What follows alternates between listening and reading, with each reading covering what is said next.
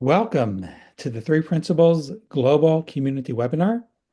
The Three Principles Global Community, or 3PGC, is a nonprofit organization that is committed to bringing an understanding of the three principles as introduced by Sydney Banks to people throughout the world. And today we're so happy to have Christine Heath here. She is a licensed marriage and family therapist in both Hawaii and Minnesota, and is the co-founder and executive director of the Hawaii Counseling and Education Center.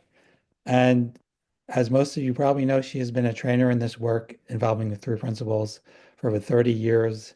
And she also provides training and supervision for professionals and is a consultant and trainer worldwide for social services and healthcare agencies, businesses, and special education professionals. And today, the title of her webinar is Taking Yourself On as a Client.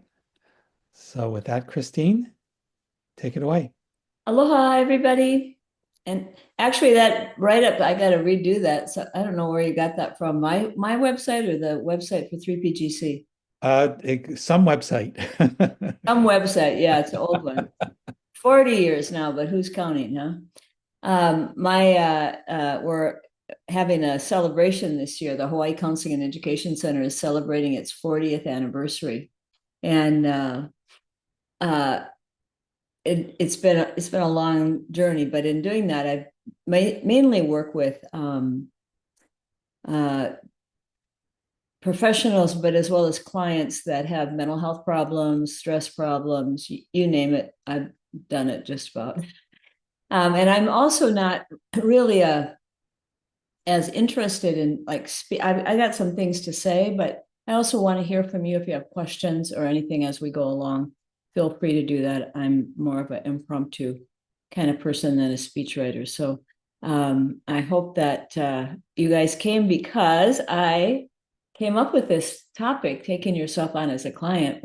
Judy and I were talking, Judy Sedgman. Judy and I do the Psychology Has It Backwards podcast.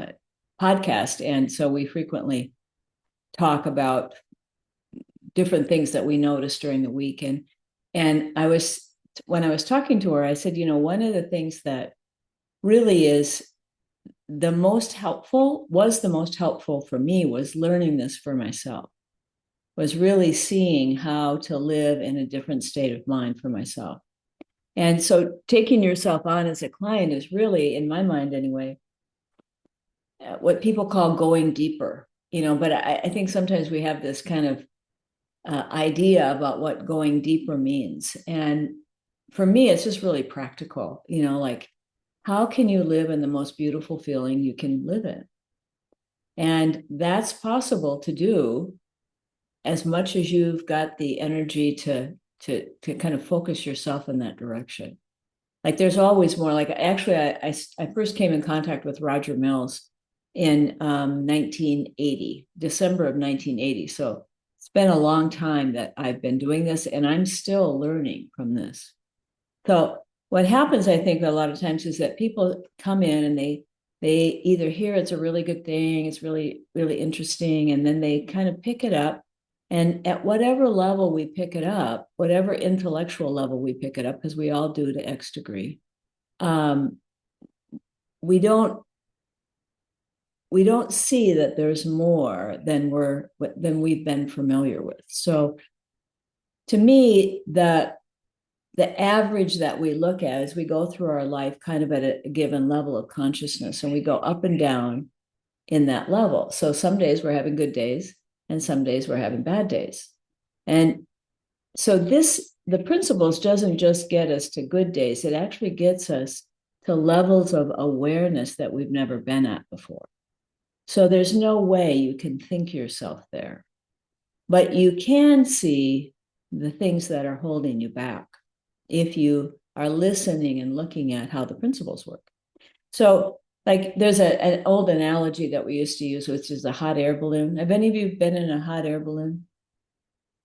No, yeah, it's amazing. It's just amazing because you get in it and all of a sudden you're going up, but you don't realize it.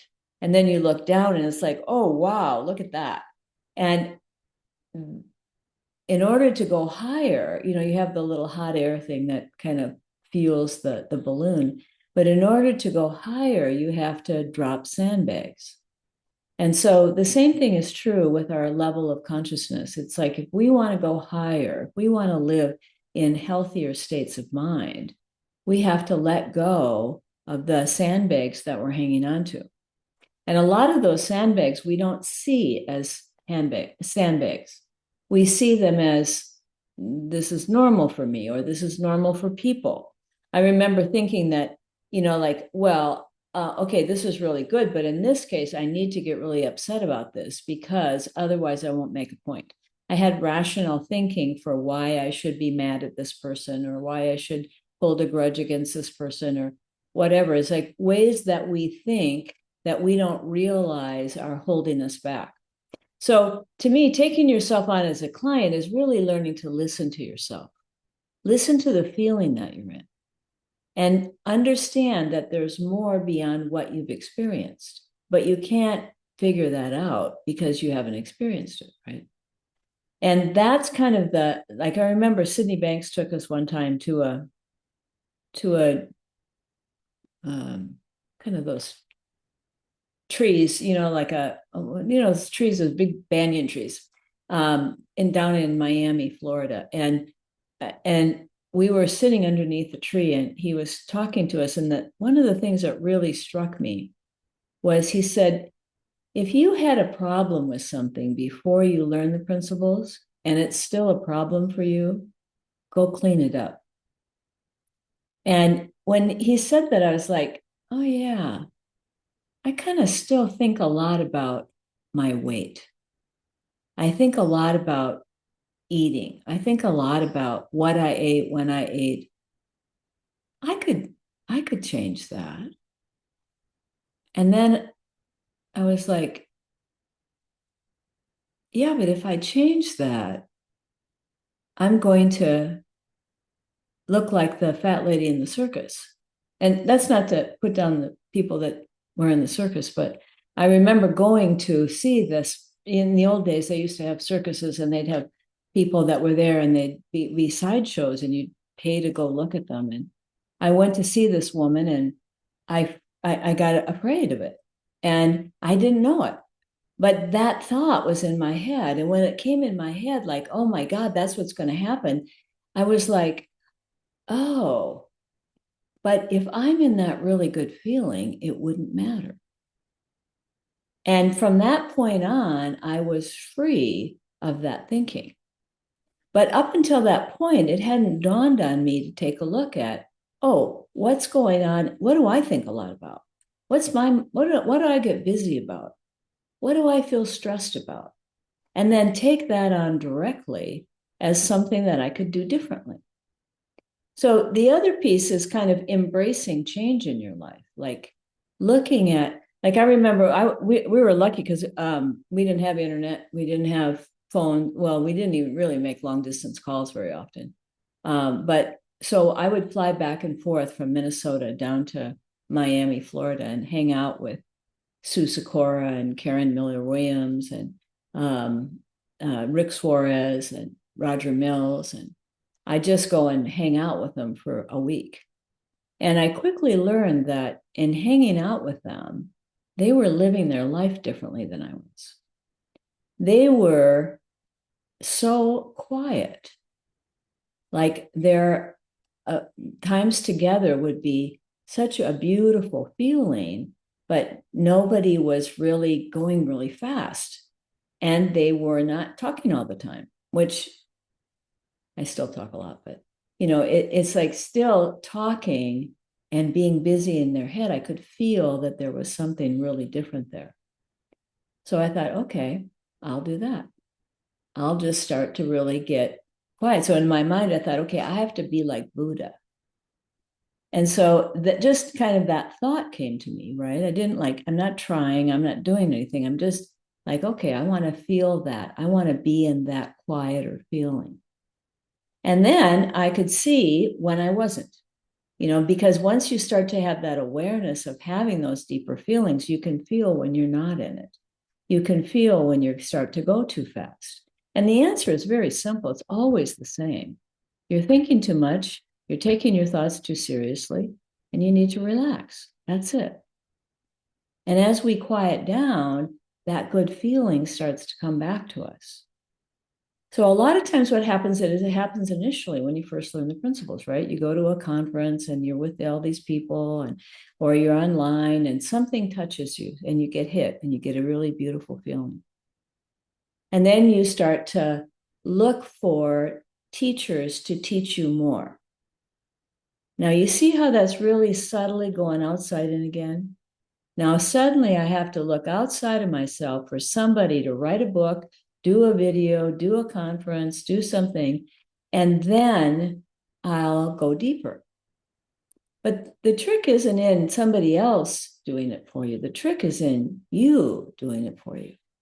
You embracing your life in a different way. You embracing your life from the feeling of security. Now, for me, that was different because I was very insecure. I was very insecure personally, professionally, across the board. And so I would frequently come up against my ego. I'd come up against this insecurity and get very distressed. And it was irritating to me that that would happen because I'm like, I know the principles. Why am I feeling like this? This shouldn't be happening to me. And then I'd start getting down on myself, which is the next thing that I hear from people a lot is that their really expectations for how they should be are different than how they are. Now, for most of us, our expectations are based on what we know, rather than being open to seeing what's next. Like, how could this be better? If I was in a more beautiful feeling right now, what would I do differently? Well, frequently I talk to myself yet, like, okay, Chris, knock it off. Drop that because it's just getting you into a bad mood right now. Especially, like I have lots of thoughts about things in the world right now. And I have to like not spend a lot of time on that because I know I can get really seduced by that. I can really get caught up in that. And I can feel when my feeling gets off, like, okay, that's enough. Like you have to let it go. But you have to get to know yourself to do that. You have to know, like, this is what I do when I get insecure because we're all different. And those little sneaky ones that come in are things that don't look like they're thinking on our part. They look like it's life doing it to us. Whether it's other people making us feel better or going deeper, or other people making us feel worse. When you're there, you just get turned around, and we all get turned around. The trick is to be able to recognize it sooner or later. And that's where your own listening comes in. It's like learning to listen to yourself. Like a lot of times we talk about listening to other people and getting quiet, but really, you got to listen to yourself because you have all of your answers inside. You do. Sid told me when I first met him, I was down in Miami and he was down there for a vacation. And he had all of us come over to Roger Mills's house. And so they invited me to come. I was doing my first training down there. And I was like, yeah, because I'd had one tape, the seminar on mental health that Sydney Banks had, one of his old tapes. And I had listened to that every day for a month, at least. And I was like, yeah, I'd love to meet him. And so he came and he talked to us. And I remember sitting there and not having a clue what he was saying. Like it was way over my head. But I remember the feeling of certainty that he had, the feeling of true understanding that he had, and that some other feeling, this feeling was just happening, felt like it was in the room to me. And so I went home and was like, wow, that was pretty awesome. And then he, for some reason, thought I was listening. And so I asked if he could meet with me. And I said, yeah. So he came out and we had, I remember the meal. We had grouper on the beach and Key Biscayne. And he talked about nothing. I was expecting him to talk about three principles, right? I'm ready to listen, like, okay. And he's talking about putting wallpaper up on his wall, and he's talking about, his trip down here, and whether, would I like to go to the swap meet with him? Now, you got to understand, I'm 30 years old. I go to discos. I don't go to swap meets, right? And I was like, yeah, okay, swap meet, that sounds good. Okay, whatever. But we just had a beautiful lunch and talked about nothing. But that feeling was really, really, really wonderful. But in my head, I'm still thinking, like, well, when's he going to talk to me about this? When's he going to teach me? When's he going to help me? And then he left. And then next day we went to the swap meet. We were walking along in the swap meet, and he was like looking, and he'd like, oh, look at that thing over there. And he'd see in the middle of someone's, what I would call junk, he found these little trinkets of beautiful things, just magical things. And it was like we were on this magical walk. And I remember thinking, this guy is so quiet.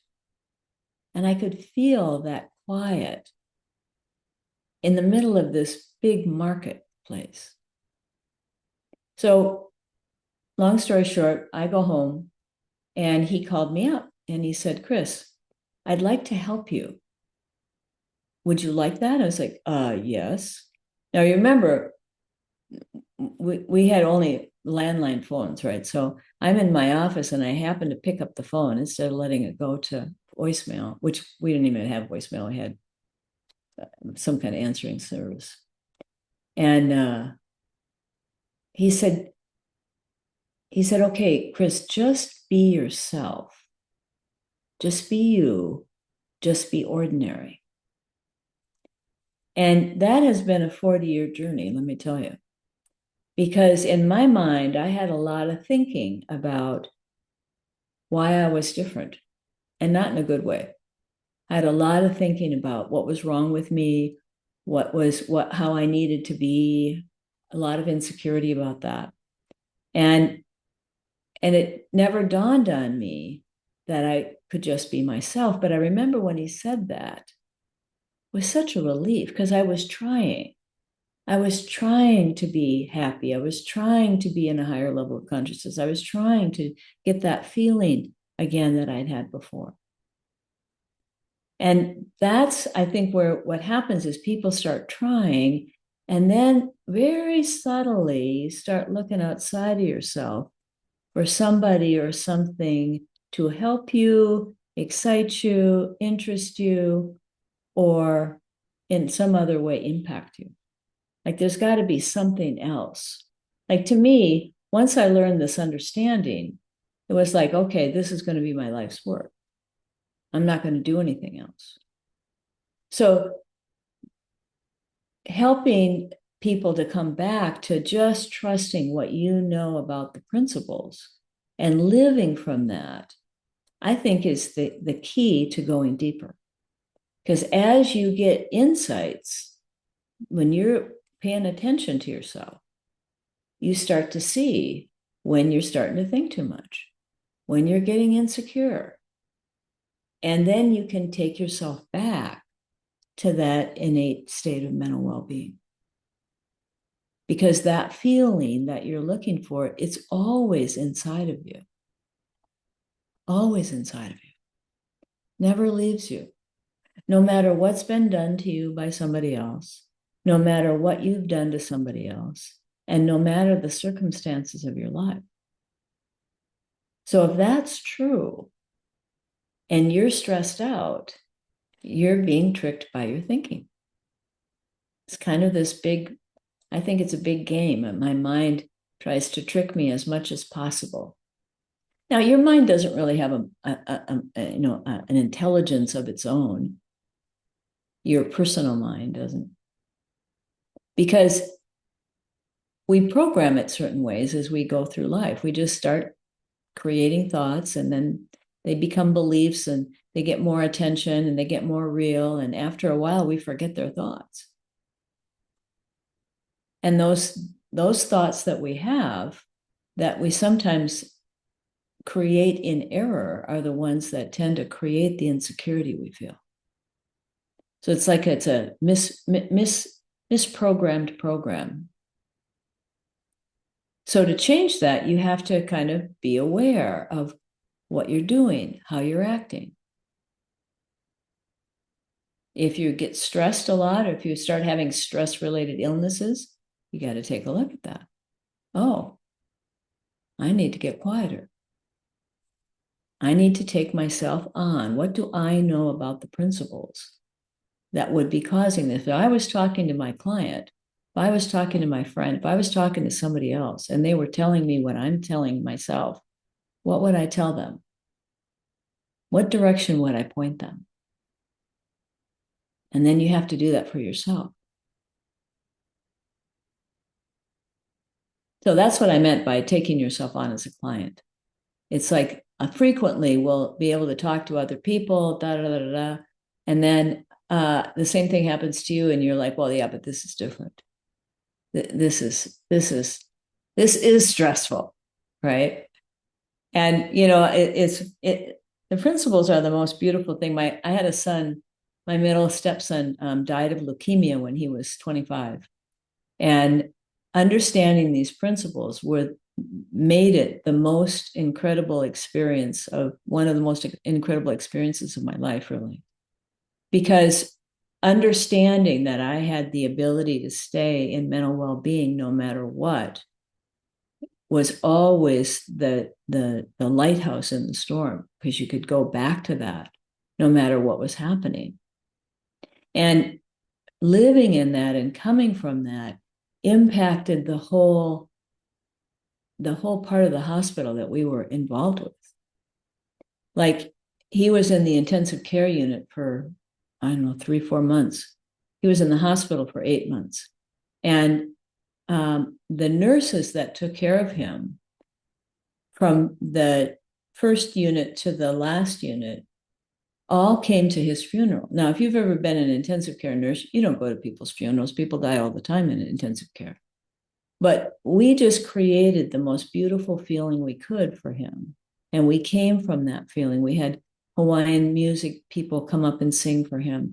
We included the staff when we brought food up to him. We just talked to people. And when my son was a very kolohe. That in Hawaiian, that means troublesome. He'd get in trouble a lot, this boy. And so he was very kolohe. But he was also very personable. And so he touched so many people, the nurses, that when they decided to take him off the machines, they hooked him up to, they put a lei around his neck, and they told him that he'd brought them back to what nursing was really all about. And that afterwards, we were so touched that they came to the funeral, and we went out to lunch with all the staff afterwards. It's like we had been on this spaceship to Mars, and we dropped Peter off, and then we came back.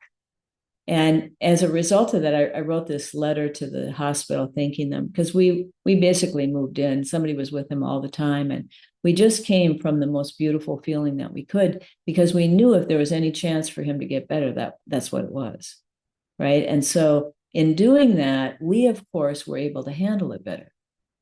Like it was just a much more. Let me tell you, it's not something I want to do again.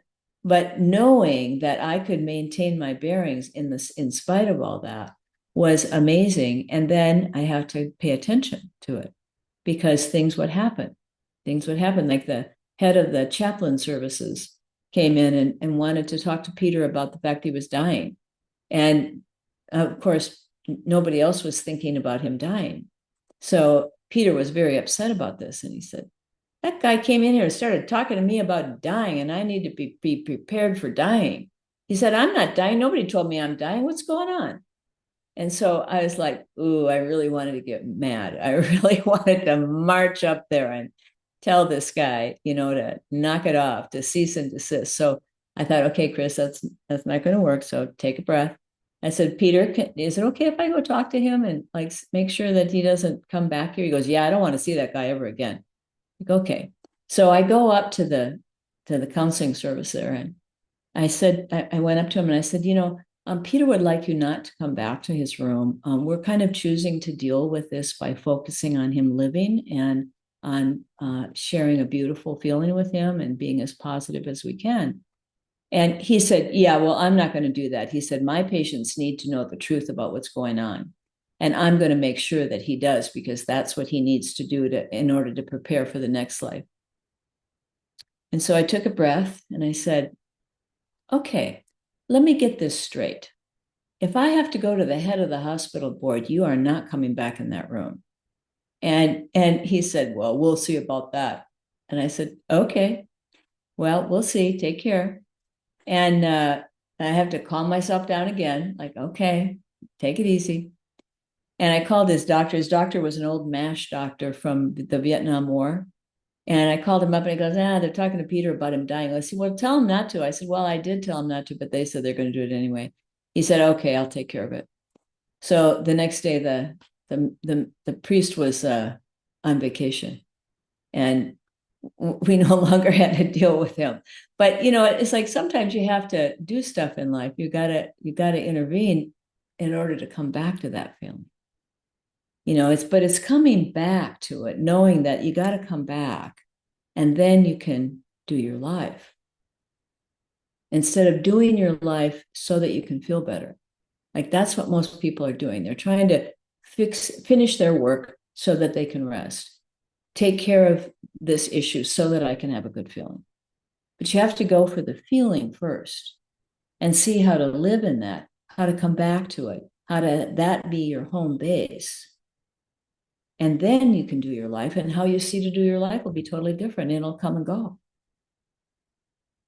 Doesn't matter. It's always another opportunity to change it.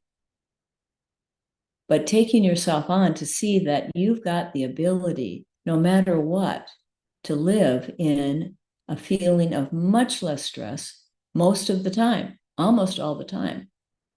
I mean, stuff happens. I mean, we all get upset about things, but it's not whether you get upset, it's whether you come back from them.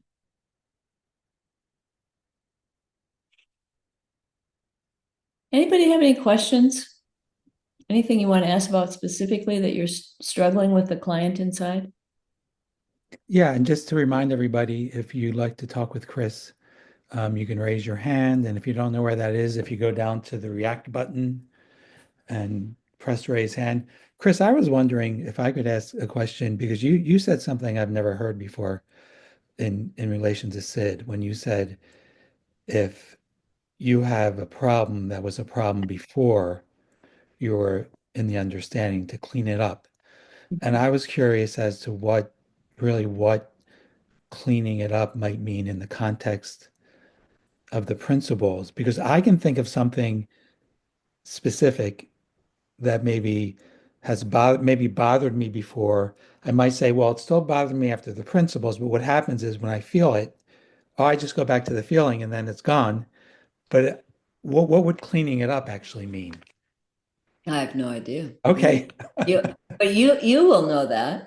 You know what? It's so funny you're saying that because I'm sort of getting a feeling like I heard something new and it's like, oh, something's happening.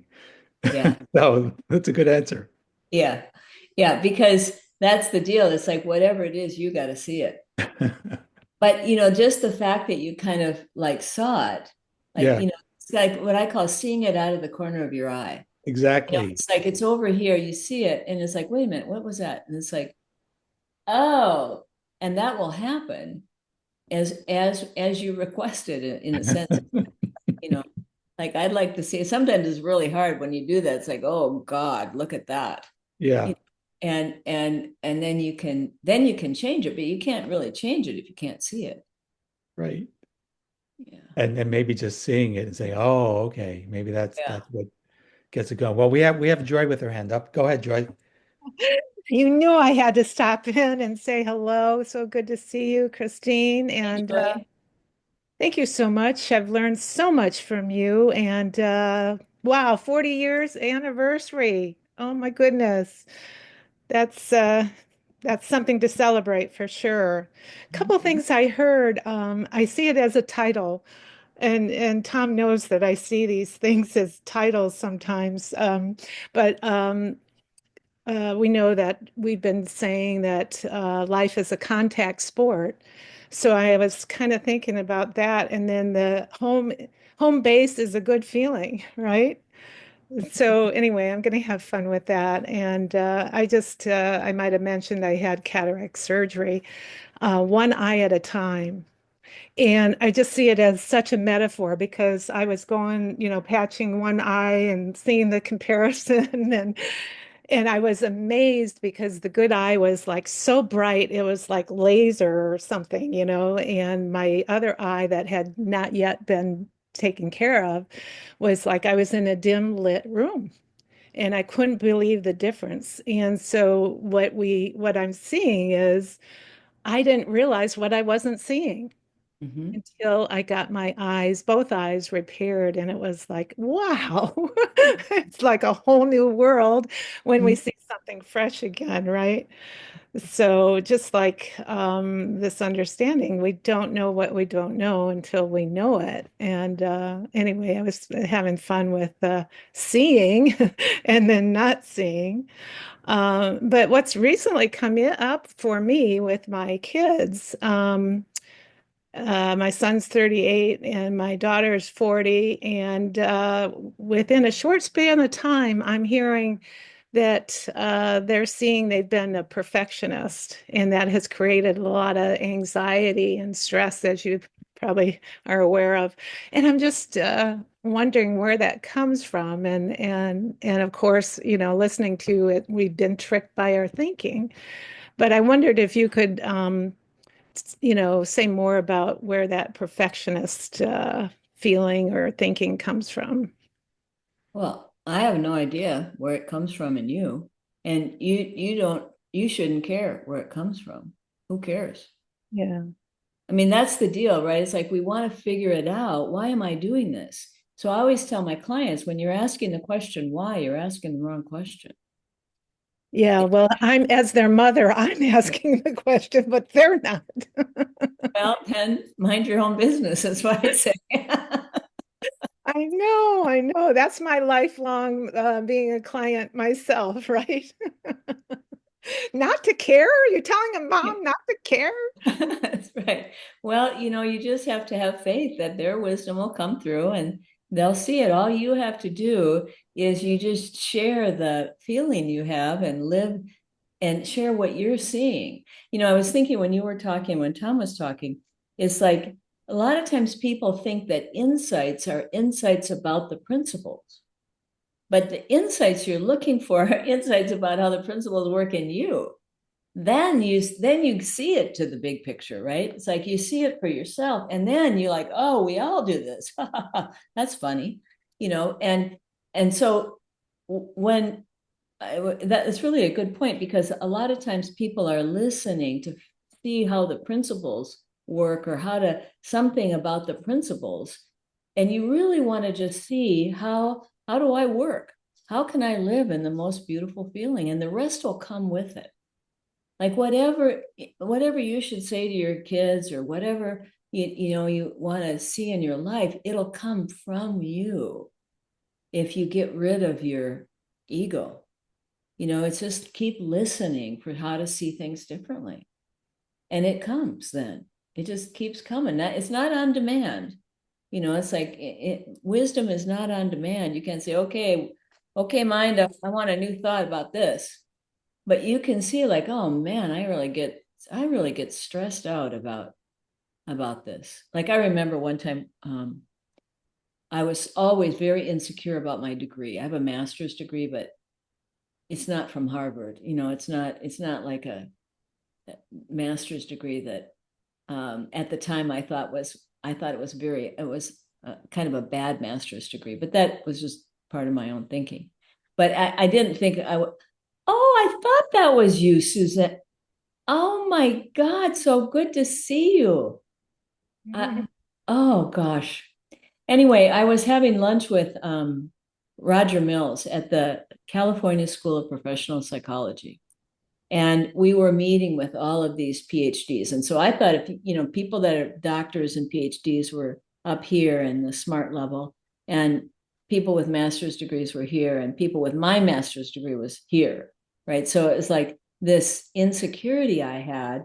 And so we were talking with these guys, and I remember sitting there and my knees kind of going like this. Like I was so insecure and I was so irritated with myself. It's like, why am I doing this? But that doesn't help you to change it. So why is immaterial. You'll see why, but after you get an insight. You don't go to why and then get an insight. You go to see it differently, and then you understand where it comes from. It'll just come to you. Yeah. Thank you. Mm-hmm. Marlene.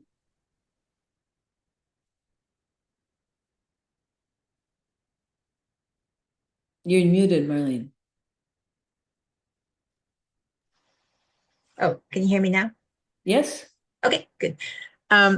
I love the metaphor of the hot air balloon because I've been in a hot air balloon and it's so cool how quiet it is and you just kind of lift and yeah, like you say, the only experience is like you seeing yourself leaving the ground, but there's no other reference. And as you were speaking, I saw this out of the corner of my eye, this teacher kind of lurking in the background and wanting to jump out and explain things or tell things or describe things rather than having my clients and students see it for themselves. And I remember going to a conference years ago that you could put those little ribbons on your name tags, and there's one that was like know it all, and I thought that was really cool. So I put like know it all on my name tag. but I'm seeing that that's not particularly helpful, and so I guess I just need to kind of watch out for that teacher that wants to jump over my shoulder and explain, tell. Yeah. So thank you. Oh, okay. So like, okay, I notice this about myself. I do this. So instead of worrying about what you do that you don't like, what do you want to do differently? Mm, It's not about fixing yourself. It's just right. moving Okay. beyond where you're at. Yeah. Yeah. I want to be asking those questions that are like a catalyst for people's seeing things for themselves. Or you might want to be listening, because when Oh, you're wanting to jump in, that's ah, where your little mind is going. Oh, I got the answer. I know, I know. mm, So go back to listening. Like, oh, I'm not okay. listening. I think I'm listening, right? That's a really good example of what people do. I'm a good listener. But if you pay attention, like, oh, yeah, I want to do that. So that means, based on what I know about how this works, I'm thinking, I got to go back to just listening. Mm. Simple. Thank you. Mhm. Thank you for the reminder. That's a I good think I question. need to write that on my hand, have it tattooed on No, my no, hand. no, no, no. Okay, that's your intellect coming. I got to remember this now. If you get an insight, you don't have to remember it. Let it Yeah. sit. Don't let your little pea brain. Sorry, that's what I call my thinking. Don't let your ego mind come in and go, I got to remember this. I got to hold on to it. Because it's just your insight's good in the moment. Then it'll pass. You get another one. You get more. It's just a beginning. Just like turning around and going the other way. Oh, over here. And then as you go that way, you start to feel more settled in yourself. Then it's easier to look at yourself like, oh yeah, there I'm doing that. Shut up. It's just that you can't see it always because you're so blinded by your own thinking. So going beyond the intellect is the thing that we all have to take on, because we're living in a world of information, information, information. And we're trying to manage information in order to feel better. Information has no life. There's no feeling of aliveness in that. We want to go for deeper than that, before thought. Before thought is where you can see what you're doing. When you're in it, it's kind of like putting your head in a fishbowl. You know, you see all the fish going by and you can't breathe because you're in the water, but you just got to take your head out. Oh, yeah. It's just thinking.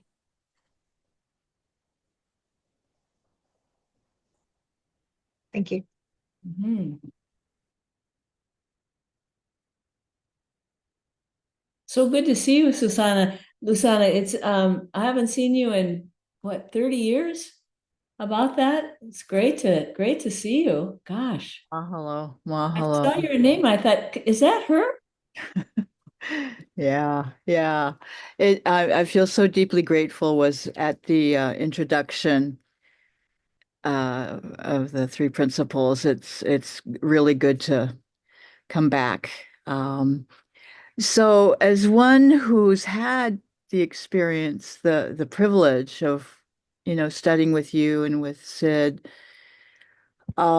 yet has had my head against the glass in the aquarium. Yeah, and with, I mean, um moments of quiet, but mostly stuck in thought, understanding that to X degree, which helped me tremendously, but Mm-hmm. wanting to unstick myself, and the trying hasn't worked, obviously. All those techniques, yada yada, that hasn't worked. And I've as I listen to Sid's tapes, I listen to you, the feeling, of course, I catch the feeling, contact high, right? So how to help myself break the habit of the Mm-hmm. Well, first of all, you have to stop thinking that there's a how, because it, sorry, I'm laughing because it's what I used to want before. yeah, yeah. When we're trying to be healthy, we're doing it backwards. So it's really kind of listening, and like I wouldn't write off the feeling you get as a contact high. I would say like, wow, what am I doing differently when I'm listening to a sit tape than I'm doing when I'm living my life? Because I get that feeling when I'm listening, and then I must be doing something else because I lose it. Right. That's right. Okay, so then you say, okay, ask yourself the question, what do I need to do? I need to get back into the here and now. Like what's real is right here, right now. And see how to then come back to that. And when physical sensations, chronic pain, Hmm? um, when that's arising and feels overwhelming, um, so coming into the moment and feeling that pain is Probably not good, yeah. But coming into the moment and living your life is different. See, you got to get it off your mind. Like my husband has chronic pain. My husband, Sam, you know him. And he has chronic pain in his back. And when I asked him, I said, how's your pain? He goes, oh, I don't know. I don't think about it. And then when it gets really bad, then he will let me know, right? But other than that, he just doesn't focus on it. It's there, but it doesn't bother him. So the more we think about something, the more real it gets. The more real it gets, the more we think about it. And so as over time, it all gets more real and more real. So it's like when you're listening to a tape, my guess is you forget about your pain. It reduces, let's put Yeah. it that way. Okay, well, you do it less, right? Yeah. Well, Yeah. but that's proving that you can do it less. You see, like I can do this. So notice times when you're able to do it. Notice times when you're in your health. And be hopeful about that moving into the unknown. And whatever you think you know about the principles, I'd start over again. What is it? And just keep listening, keep listening. The quieter you get, the more your wisdom will come to you and tell you. But you can't be looking for the how. It's like, how do I stop thinking? How many times have you guys heard that with people? How do I stop thinking? Because we're trying, doing, see the doing, the being, the trying, all of that is using your head to try to get into a good feeling. It's better than, lounging in a pool of mud. But there's more beyond that. And it doesn't take effort. So it's kind of slowing down, quieting down, and being present in the moment and listening for that feeling. And then paying attention to, like, I would do things like literally, okay, look at this cup. I've got lipstick on this side of it from my lips. That's not very good. I don't want to turn it around. But literally, I would take myself by the hand and focus in the moment. Like I was in a doctor's office. I remember when I was first learning this in a doctor's office, and I had to wait. My mind was busy, busy, busy. And I all of a sudden saw it. I thought, oh man, I'm really thinking. What am I supposed to do? Oh yeah, focus in the moment. And I looked around this waiting area, it was a total mess. There was like magazines everywhere. It was a messy, messy thing. And I was like, oh, I don't know about this place. And I looked at that. They had an artificial plant on the coffee table. And no one had dusted that in at least a year. And I saw it and I thought, oh, look at that plant. So I grabbed a Kleenex. They had a Kleenex there. I took it and I started cleaning the leaves on the plant and I just kept focusing on it.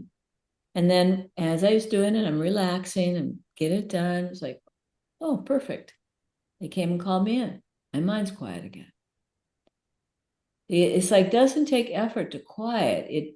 The effort comes in taking yourself by the hand to let go of your thinking. Just becomes such a friend. It's like, a friend does not have your back, a friend that turns on you. It does great things for us, but it can really cause havoc. It's in Second Chance, Sid talks about how when we're doing too much thinking, that we have mental breakdowns, that's the cause, really. And so the more we can listen with nothing on your mind and coming back in the moment and taking yourself towards a good feeling. Taking yourself towards a good feeling. Thank you. Jeff. Yeah. So one question I sometimes ask myself oh, I guess I want to focus on the how to get to that state of mind is to ask an alternative question. And that's, what did I last think about? And sometimes it interrupts that flow in terms of, I guess it refocuses or reminds me that I'm focusing on the content of my thoughts versus the experience of thinking. Just by asking myself that question. In other words, what did you last think about? Well, you have this constant stream of thoughts and you forget that. And by focusing, trying to remember, what did I last think about? It's when I ask myself that question, sometimes it's like, well, I don't know. I mean, there are so many thoughts. Who can focus on any of them? And again, it kind of reminds me to focus on or reminds me of the experience of thinking versus the actual content of my thoughts. Yeah, it's a lot more it's a lot easier just like to not really care so much about what you're thinking. but just see that this is how I think when I'm in an insecure state of mind. Right. Like I can tell for myself is I'm a detail person, so I want to make a list. I can feel it in me, like, oh, I gotta make a list so I don't forget all this stuff. Mhm. Right. And I'm like, oh wow, you're going way too fast. And so I go to for a shift in my state of mind. And I don't care so much about what I'm caught up in. Because if it's not that, it'll be something else. When you're in that state of mind, it doesn't matter. You go from topic to topic. Mhm. So Yeah. that is what I think a lot of times people do, is that they get into, okay, what am I thinking and how is this creating this experience? That's just more psychology analysis. Mhm. Like, just forget about yourself. I mean, the thing is, we just think about ourselves way too much. So forget about yourself and live your life. Get into your life. Make your life beautiful. Make your family life beautiful. Spend time with your kids. You know, make the space that you live in match the feeling you want to be in. Get out of yourself. We just think about ourselves ad nauseum. Yeah. Thanks. Appreciate Mhm. it. Yep. Andrew, you're muted, Andrew.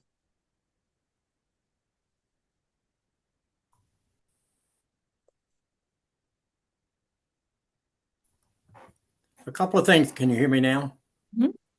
So a couple of things come up. One was a reference to the aquarium. Um, Something that stood out to me in a seminar I went through with George Pransky about the realizing that we think, just that realization that we think, sort of like, and I used this in a presentation I gave and used a visual, a graphic of fish in an aquarium swimming around. They don't know they're in the water, right? That's just their natural habitat. They don't know they're in the water. And then all of a sudden, a fish jumps out of the water. An instant, right? Instant realization. And so it is with us, is that we're literally swimming in our personal thinking and feeling. We're thinking into our feeling and feeling back into our thinking on this hamster wheel. And just that simple, that we think, is something that I go back to when I get in this state of overwhelm, get caught up in things of the day and so forth. And it immediately uh, navigates me back to the compass, back to my true north on my compass, so to speak. And so that's been really helpful for me. And something else that I was listening to Dr. Mark um, about what is it that gets in the way, and you alluded to that. What gets in the way is my own personal thinking. That's what gets in the way, and so that was very helpful. But my question is, you were speaking about chronic pain, uh, and so how. Uh, and so how easy it is, how coming to understand what a trickster the ego mind is, which I call second force. Back growing up in the Christian tradition, we call it the devil. um, what a trickster it is, and so how we slide into denial. How we can just slip into the space of denial versus be mindful of it and dealing with it from that awareness perspective. If that makes any sense. Yeah, it's really easy to trick yourself. That's for sure. You know, but the thing that never is off is the feeling. So if you're listening to your feeling, you know how sometimes you might get defensive about something like, well, well, you can feel that you get kind of a little puffed up, like, you know, and you have to get to know yourself on that, because it's not, I mean, denial is kind of like ways of thinking so that you don't see what's out of the corner of your eye, you know, and so the more we can listen to ourselves, whether we're defending ourselves or feeling stressed, and when you notice that, like when I notice that, then I'm like, okay, I've got to take time off. I have to change my what I'm doing because I got myself in this space where I'm starting to do all this thinking again, right? Like that's my clue. Like, okay, you need to have a day off. You need to have a week off. You need to have a month off, whatever it is that I need to do to get my bearings back. Okay. And if I'm doing that like 2 days in a row, then I know I'm not listening to myself either. Right. It's like, because I got to wait for one more day. I can't take today off because I've got to do this webinar. I got to do something. I come up with some reason why I can't do it. And then it comes back. It's like a little alarm signal. Bing, bing, bing, bing, bing. You are going too fast. You need a rest. But you know, if you don't listen, the signal gets louder. Sometimes we get big signals to quiet down. We get sick, we get heart attacks, we have all kinds of things. Thank So you. it's using that and listening to that so that you know yourself, like, okay, I know for myself.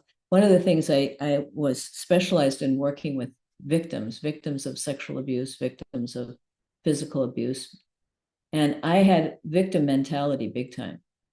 And so when I started learning this, Joe Bailey and I had a clinic in Minnesota, and we were struggling with it because we had different ideas about how much we should work, and who was going to do what tasks. And at the end of my day, I would be driving home and I start grumbling in my head about him.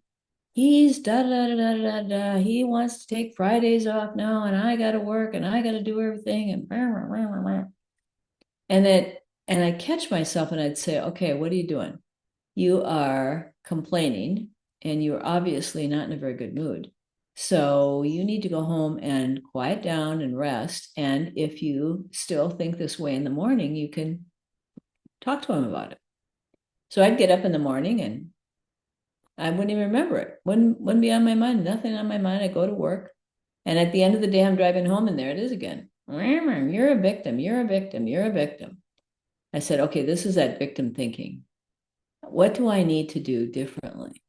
I got to see obviously there's something more than just I'm in a low mood because I keep thinking the same thing 3 days in a row. And so I went home and then all of a sudden I thought, okay, I need to see what I need to see here. And all of a sudden, what came in is, oh, you need to be the executive director, and Joe needs to be the clinical director. It's like, oh, yeah, that's good. So I went to the office and I said, Joe, I think I got this worked out. He goes, what? I said, I think I need to be the executive director, and you need to be the clinical director. He goes, oh, what a great idea. Because he didn't want to do any of that administrative stuff. I could then take it over and run with it. But you know, in those days, he was a male. He was a psychologist. He was older than me. It was all kinds of reasons why my insecurities kept me from seeing that, right? But it wasn't even that I was trying to figure out how to do it because I didn't know what the problem was. But when it came to me, you know, there's a slogan in the 12-step program. It's good for one, good for all. It's like wisdom is like that. It comes in and then you can see what works for everybody. And that's kind of that process of really trusting your own wisdom and not trusting your insecure thinking. Because we've kind of grown up the other way. We kind of trust our insecure thinking like that's the truth. Like, this is God speaking. You are stupid. Oh yeah, I forgot. That's true. I am. And those thoughts come in and they seem real. They seem like there's some truth that we should be thinking about and we should be entertaining them.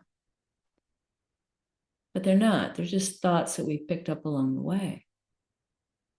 So we have to have like selective amnesia, as it's called, where you just forget certain things. Yeah. Boy, can they seem real. They can definitely, yeah, they do. And the more we think about it, the more real they are. The more real they are, the more that we get them on our mind.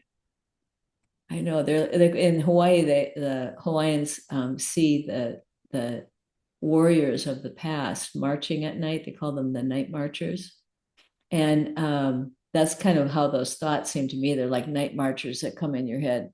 They're ghosts that come in and look real again.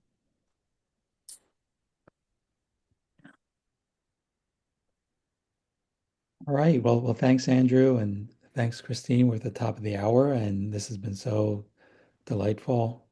Before we say goodbye, I'd just like to tell you about the next webinar. It'll be in 2 weeks, March 25th at 2 p.m. And Marina Galan will be sharing with us. So that's always a treat. Um, yeah. So, Chris, anything you want to say in closing? No, just really, go for it.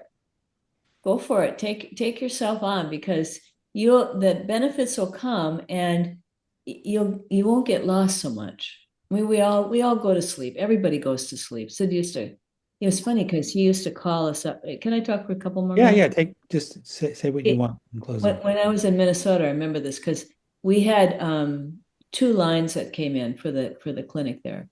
And one of them went to the answering service, and the second line would just ring and ring and ring until somebody answered it. And we were having staff meeting one day, and the phone started ringing, the second line, and I was like, oh. So I get up and I answer the phone. Hello? And it's Sydney Banks calling, telling me that we are all asleep and that we've lost the feeling and we need to get our shit together. Okay, all right.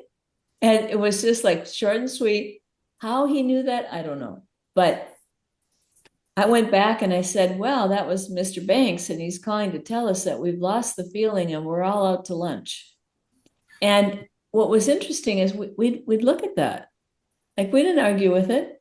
I mean, because it was pretty weird, first of all, that all of a sudden, and as soon as he said it, we could start to see it, right? We could start to see what to do, but we couldn't see it before that time. So we all go to sleep. How do you know when you're going to sleep? Well, the same kind of problems come up in your life. You start having a lot of fussiness. You get bothered by people. You're uh, taking things personally. You're getting angry. Like, those are the symptoms that, oh, yeah, I'm caught up thinking again. That's all. That's all it is. I just have to get back to myself. Your true self is always there. It's a beautiful thing. It's easy. But you have to listen. You have to love like, not loving yourself. You have to live in love and forget about yourself. That's a better way of saying that. Yes. Yeah. So Well, thank you all. Thank you all for well said. listening. Thanks. Yeah. Feel free to unmute yourself. Say thank you and so Thank long, you. Chris. Thank you, Chris. Thank Thank you, you, Tom. Christine. Thank Thanks, you. Thank Tom. you. Thank you, Thanks, Chris. everyone. Thank you. Thank you.